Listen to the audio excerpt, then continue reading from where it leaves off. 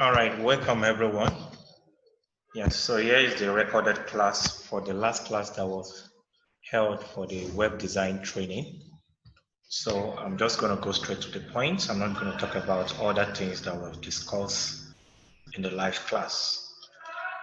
All right, so this is basically what we were able to cover in the last class, which I'm going to run through over again for the sake of you, those of you that were having network issue, and for those that were unable to join the class for one reason or the other. So I'm just going to delete all of this now and start over again.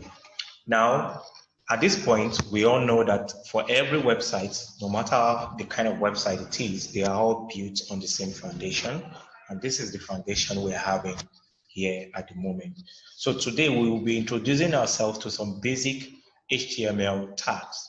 As I have said in my previous classes, that HTML allow us to supply content to our websites. Content such as images, content such as pictures, videos, text, files, documents, and so on and so forth. So anything you can see on a particular website are actually made available on that website with the use of some HTML tags. And this content of your website goes in between the body tags. All the content of your website goes in between the body tag. All right, moving away from that. So the first tag I'm going to introduce to you today is called the unordered list. So let me zoom in so that you'll be able to see what I'm typing. Unordered list, unordered list. That's what it's called. And it is represented as this. All right, so you can see that it is open and closed. As I've said in my last class, that the tag with the forward slash is the closed, while the one without the forward slash is the open. So we have the unordered list. The next one we have these two types of lists. This is the first one. The second one is ordered list, which you will be able to identify the difference now. We have the ordered list as well too. You can see it is also open and closed. Okay, so this one is ordered list. Ordered list. Okay, but each of these tags, we work with some other functions. Okay, so for you to be able to use them, you use them along with the list tag. So which means that at any point in time you are using either of the list, be it unordered list, be it ordered list, they will always be used alongside the list tag. So here's the list tag, which is also open and close. So I'm going to copy and paste this. I'll just replicate it like, let's say 3 times. Control C, now Control V, Control V. So I can call this my home. I can call these services, and I can call these tasks. All right. Now, what is the major difference? We use lists to itemize objects or items. So for itemization, that is what they are used for. But basically, these unordered lists are basically used to create navigation. That is, navigation simply means your ability to move from one particular page on your website to another page, still on the same website, Okay, so that is what we mean. So anytime you visit a site and at the topmost part of that website, you see about us, you see services, you see contact us. They are most at times, 90% of those items are created using unordered lists. But when you want to itemize a specific set of items in terms of categories and the likes, you use ordered lists. So you're going to see the difference. So I'm going to I'll copy and paste it in here now. All right, so I can call this new category, female category. I can call this female category. I'll call it this the children category. All right, so I'm going to save, Control S to save, and I can preview in my browser. Right click on your HTML page and choose open in browser. So the browser that we open it will be your default browser. In this case, Opera is my own. Now you can see. So there I have it. You can see that the unordered list bullets the items, bullets home, bullets services, and bullets contact. While ordered lists itemize them in digit, in serial, which is 1, 2, 3. And you agree with me that if you want to create a navigation or a menu, then you cannot use ordered lists. So you can use this as well. So that's what we used to do. We use them to itemize. But basically, when we want to create our menu or navigation on our websites, we use the unordered list. All right, so moving away from that, the next tag I will be introducing to you is called the anchor tag. Anchor tag. Anchor tag. Sorry. Anchor tag. Now the anchor tag is given as A like that. So, and as A. All right, so that's it, which is also open and close. Open and close tag. So we call this the anchor tag. Now you will see that it is not only A. If you check the open tag, it is not the A that is there alone. You also have this, which is the href. All right, so at this point, I would like to say that every HTML tags can accept what we call attributes, can have what we call attributes. So starting with this anchor tag has an attribute, which is the href. Now, what does this href does?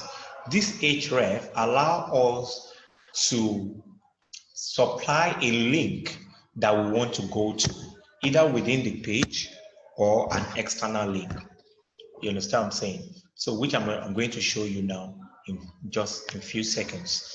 So, but I said every HTML tag can have what we call an attribute.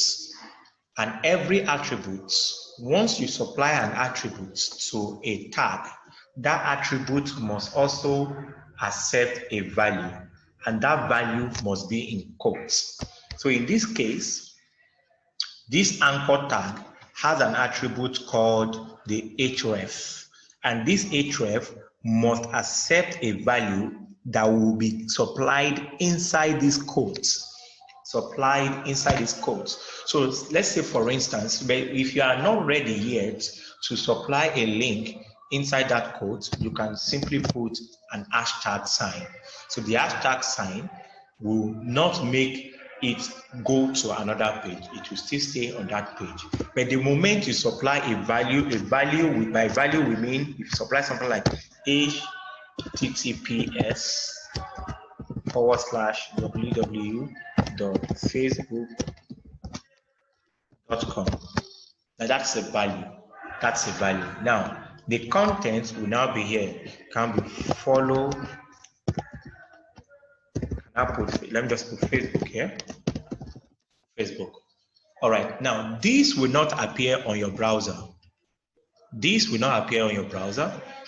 what will appear on your browser, so that if you are able to click, don't forget that this link is an external link, so that if your computer is connected to the internet, anyone that click on this Facebook, they can from your page go to Facebook. That's exactly what it is. Try that out.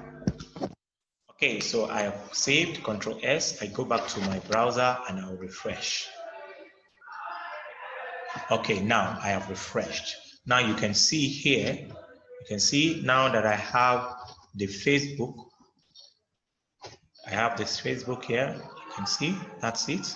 So anyone that click on that Facebook now, if you click on, you can see it's clickable. When you have that hand sign, it means that particular section of the page is clickable. Compared to this, you can see you're not having hand sign, you're only having a text sign. But in this case now, you can see it's showing you an hand sign, which means it is clickable. So if I click this now, it's going to take me to Facebook. So let's wait for it and let's see what happens. You can see it's already loading. You can see here I have Facebook like that. So it's going to take me to Facebook. So for me to go back, I just need to press back. I need to, so it will take me back there. So that's what anchor tag does. Anchor tags allow you to link between pages within your website or to link to an external page from your website. Like in this case now, we link from our page to an external page, which is Facebook. So that is what an anchor tag does. So, but most importantly, don't forget I said every tag, every HTML tag can accept what we call attributes, and every attribute must have a value, and that value must be in quotes. So in this case, the tag we are using here is the anchor tag A, which has an attribute of href, and this href, which is an attribute, now has a value, which is what? The link to Facebook. And this link to Facebook is now inside a quote. Please take note of that, as it is very, very important. All right, so that is an anchor tag for you. I'm going to introduce another tag now, which is called the image tag. Now, the image tags allow us to insert image on our website, allow us to insert image on our website. So, and we can insert image on our website by simply using this tag. All right, so this tag is all that we need to insert image on our website, All right, now, as I said earlier, the tag itself, this is the tag itself. This tag now has an attribute, which is src, which is short form for source. So, and we have agreed now that every attribute must have a value. So the value for this source will go in between these quotes. So now, the image you want to add to your website will be fetched from somewhere, which is the source. So like I said, at the earlier part of this class, we created a folder and we name it images, which we agreed that folder will store all the images we'll be using to design our website. So now, the image I want to use on my web page will be obtained from a folder, which is my source called the images folder. Please, it is important you get this name right. If the name you use for your, if you did not use the right folder name, then your image will not appear. And also note that IMAGE is different from IMAGE. They are two different things. This is capital letter, this is small letter. So they are two different things. So you have to write the name correctly. Also, there are two different things also like this. These are two different things. So you need to use the correct name. So if you are not sure of the name that you use to name your folder, you can simply just minimize, go back to your folder and check the name properly. It is very, very important. Also, last but not the least, it is important that you know that images is not the same as image. They are not the same. This is images. This is image. So the name are not the same and they will be handled differently. They will be handled differently. So it is important you know that. But in my own case now, if I go to my folder that I created, you can see that from my folder, I name it images. So I'm using the right name, images. So the image I want to use is inside this images folder, which is my source. All right, so now going back to my text editor, so I have supplied the source of the image, that is where the browser will get the image from. Now, it means that when the browser now gets to this folder, the browser will now say, okay, what image do you want me to pick exactly? So now in that, as in my own case, I only have one image and I've named it to be one. So one dot, the format of your image, very, very important. If you did not get the format of your image right, then your image will not display. Like, let's go back to my folder to confirm the format of my image. You can see, if you hover your mouse on your image, you will simply see the format. You can see that the format in this case is JPG, which is JPEG. But if for one reason or the other, this short information is not coming out on your own computer, just right click on the image that you want to use, then go down from the list of options, pick property. Then you'll be able to see the right extension that you can use. Now, in this case now, you will see that the extension for this image is .jpg, which is this, you can see, is a JPEG file, and the extension that will be attached to it is .jpg. It is very, very, very important that you take this into cognizance. If you didn't get the format right, the image will not display. So please take note of that, as it is very, very important. Okay, moving away from that. Okay, let me just take eraser and erase this. Okay, so moving away from that. All right, so now I know that it's JPEG, so I have JPG. So I can save my work, go back to my browser, refresh and refresh. You can see the image has appeared. Now it depends on what you want to do. Like that, there are other attributes that we can attach to it, attributes like the width and the height. So, but in this case, if you want your image to be responsive, what do we mean by responsive is in the sense that, you know, different people can visit your site using different devices. And as a result of this, different devices have different screen sizes. And irrespective of the devices they are using to view your website, a visitor or a client to your website should be able to see in full the content of your website, even if they are checking it on a mobile phone. The way they will be seeing it, they should be able to see in full the content of your website also. So that is why it is good. So we're going to talk about responsiveness of the website as we go ahead in this training. All right, so we've added that to that. Now you will see that it aligns with the Facebook here. Now, which will make me introduce a tag now, which I'm going to call break tag.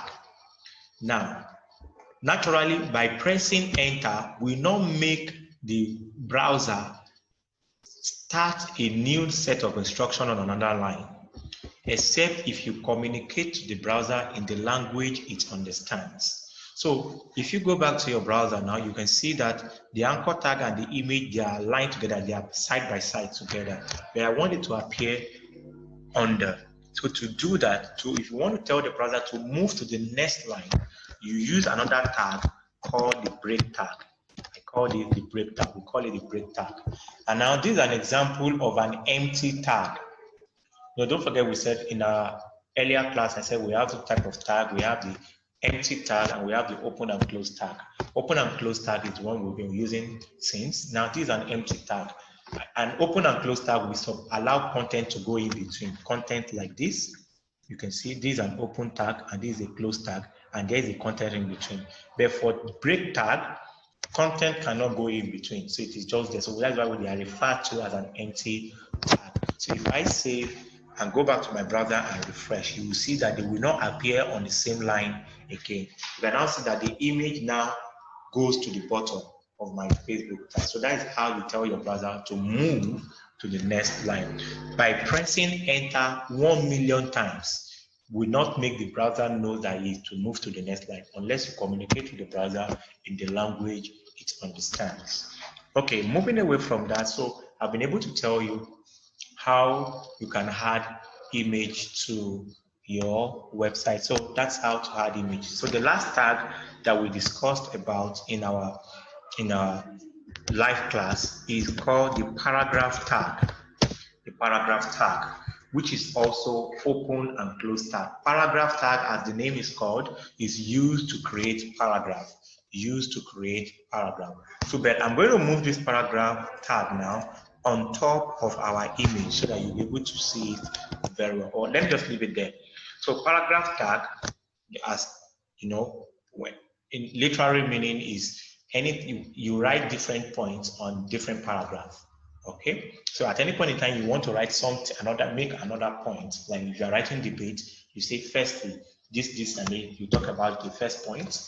And when you round off the first point, and you want to move to the second point, you don't write it on the same line. You have to go to the next paragraph to state your second point, which you can now say secondly, thirdly, all of them will be on different paragraphs. So that's how it is. So, but in order for us not just to be typing, because which might take time, there's a particular features of this text editor, which we refer to as lorem. Lorem is just a set of sentences that does not make sense anyway, but they are just there in case we don't have a sentence, we can just use it to fill up space. So in order to come up with lorem, just press your less than sign, press L, then pick on lorem. You see list of text will appear, then come back, remove the less than sign, and save your work. So another thing you can do now, let me zoom in now. Another thing I can do to prevent me from typing or writing, for you to appreciate what paragraph tag does. So I will save my work, go back to my browser, and refresh. Okay, so let me scroll down so you can see. You can see this is the first paragraph, this is the second paragraph, and this is the third paragraph. So that is basically what was discussed in the live class. So in our next class, we will talk about more tags like video tags, audio tag, form tags, strong tag, formatting tags, and what have you. We are going to talk about all of those ones. Please don't forget to subscribe to my YouTube channel. Don't forget to like also this video, and also leave a comment in the comment section below. Make sure you hit on the notification bell so that at any point in time we upload a video, you will be notified and you'll be able to watch the training. God bless you. Don't forget, there's a certificate attached to this training. If you want to have access to this certificate, all you just need to do is pay the sum of 3,000 naira and send your confirmation to my WhatsApp number. Once I confirm your payment, I will get your name and your certificate will be processed. I hope you enjoyed this video. I look forward to seeing you in the next class, which is on Saturday by 12:30 p.m. on Zoom. The login details shall be made available for you on the WhatsApp group. God bless you. I love you all. Stay blessed.